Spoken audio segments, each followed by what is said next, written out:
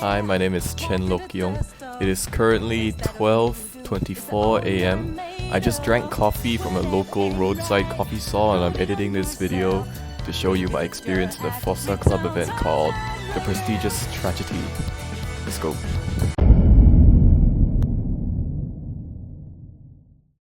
So when we first arrived at the registration, they give us a free goodie bag full of sponsorship items and flyers, those being a soy milk drink, essential oil testers, and some advertisement for pens in a group activity place.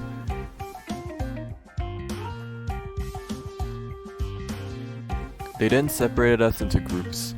Ron, Ung, Isaac, and I were put into group 4, while these two guys, Mahibur and Rashid, along with Harry, were put into group 7. Hey bro, what group did you get into? My granny called, she said, Travis, you work too hard, don't worry, you forget about me.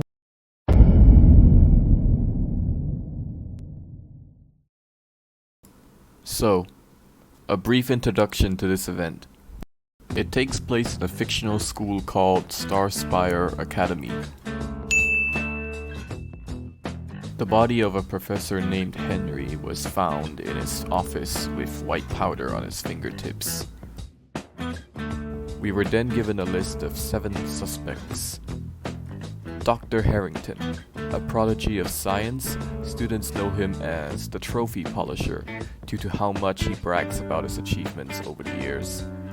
Professor Margaret, exceedingly stern, hard to please, and even harder to negotiate with. She is stated to be inferior towards Professor Henry due to his achievements overshadowing hers. Madame Charlotte, the head of administration and the archives office, which foresees all office matters. She is always up to date on upcoming events and has access to information such as the professors and lecturers' in-office schedules, or even gossip. Mr. Lawrence, a well-liked lab assistant of whom is seen a lot in the lab due to being a part-time student researcher for Starspire Academy. He carries a string of envy for the well-established professors of Starspire Academy, especially for those who defend the use of controversial herbs.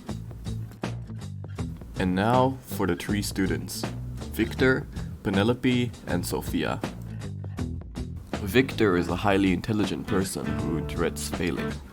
Despite his friendly personality, gossip says that when things don't go his way, a different side of him arises. Penelope, she has some serious family trauma too long to explain, and now focuses fully on her academics in order to gain a sense of control in her life. She is one of the only 2 candidates for valedictorian of her graduating year, with the other candidate being Victor. And lastly, Sophia, a new student fresh out of high school. Not much is known about her except for the fact that she sometimes makes strange comments, revealing a side of her that contrasts with her usual warm personality. And let's not forget about the victim. Professor Henry is a man of few words, but has an established figure with 2 quantum collaboration prizes. Old rumors circulated about his obsession on controversial herbs used for recreational purposes. And that's all for the characters featured in this event. Now let's move on to the event itself.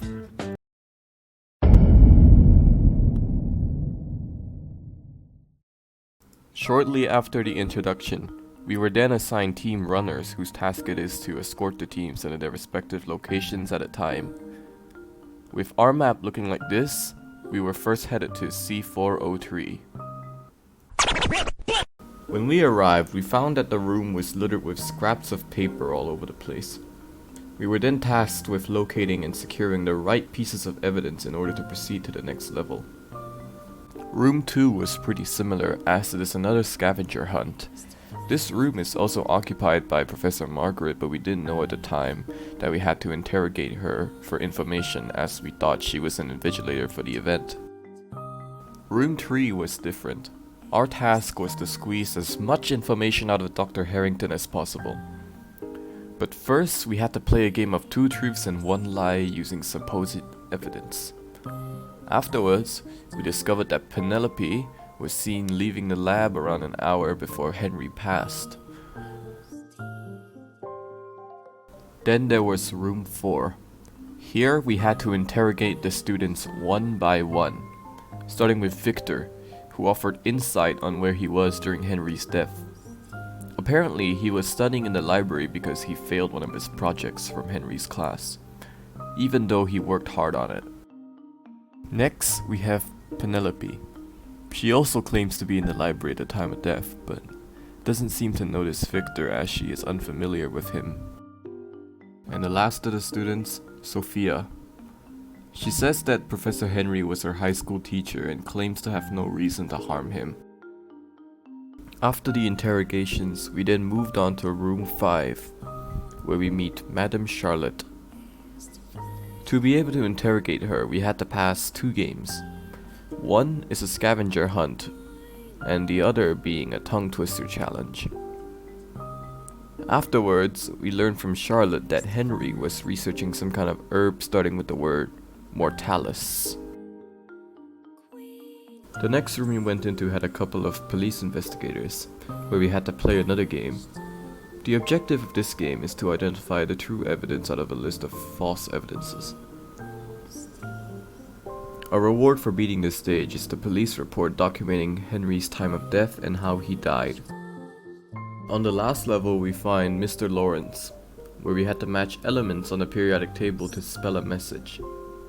Our reward for doing so is a list of herbs and their names, confirming that the mortalis herb was poisonous.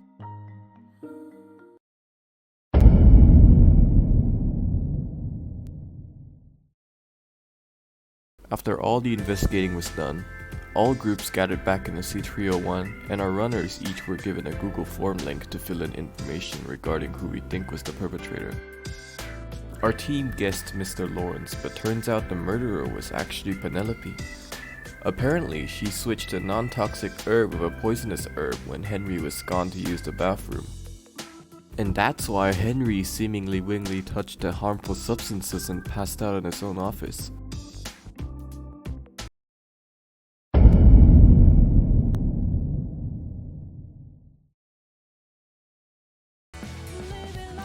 Overall, the event was pretty fun. It was a good opportunity to show off some investigative skills, plus the prizes make it worth your while. Thanks for watching, and I hope you will be inspired to participate in the next event by Fossa. See ya.